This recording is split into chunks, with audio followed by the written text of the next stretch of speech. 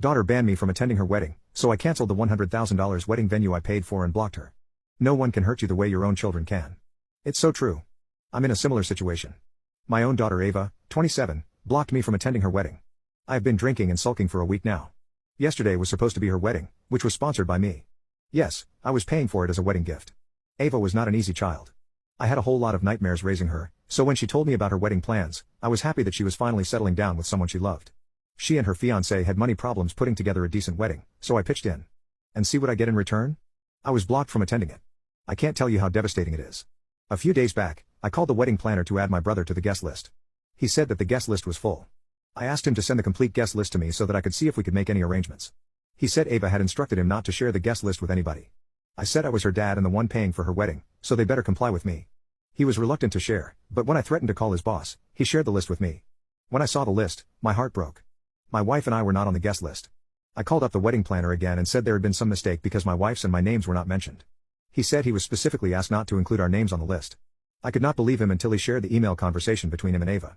I also got to know that they were asked to instruct the security strictly on blocking us from entering the venue. Could you imagine how heartbreaking it was?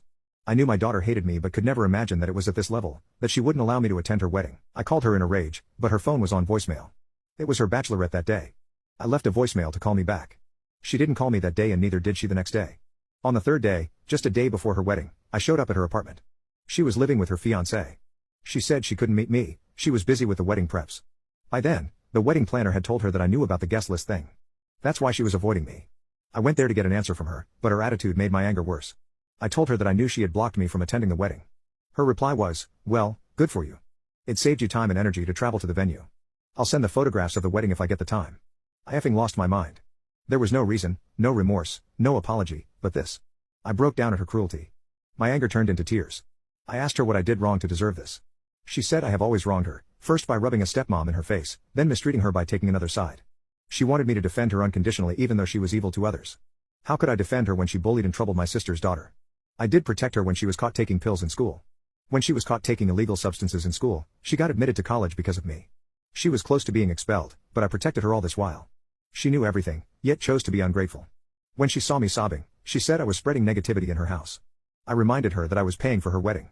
She turned offensive and said that I was not doing any favors for her. I owe her this.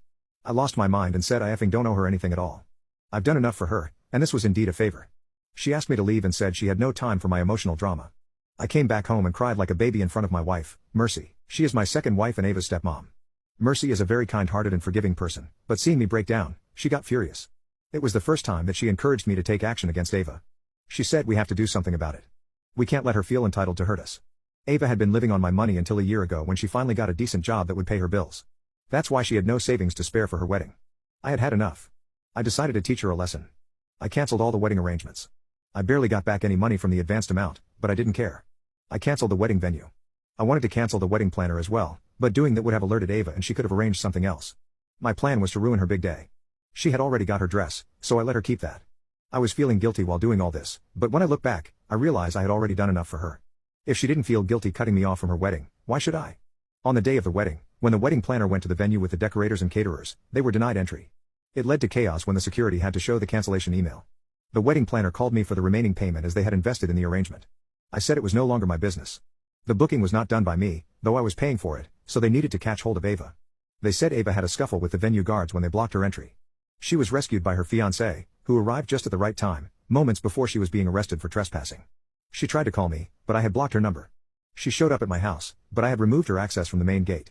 Not that I was afraid of her or I was hiding from her, but I wanted to keep myself at peace. She came to hurt me and would have hurt me harshly with her words, so there was no point in having any conversation. She did the same to me when I went to her house for a confrontation. It was high time that she paid for her mistakes. She was no longer a kid who could be forgiven over and over. Ava did not want relatives at her wedding, she wanted to do just with her friends. I respected her choice. Good for me that I didn't have to answer my family and relatives about the wedding cancellation. She had to deal with that with her friends. It was just that my parents were not happy with what I did. They said we cannot be ruthless to our children no matter how cruel they are to us. I told them that she had brought this upon herself after being mean and narcissistic all her life. The thing is, however much I tell this to myself, the guilt is still there. I put on a brave face and justify my actions, but deep down I do feel bad that I stopped my own daughter's wedding. I don't know why I'm here writing this, but penning it down unburdened my heart.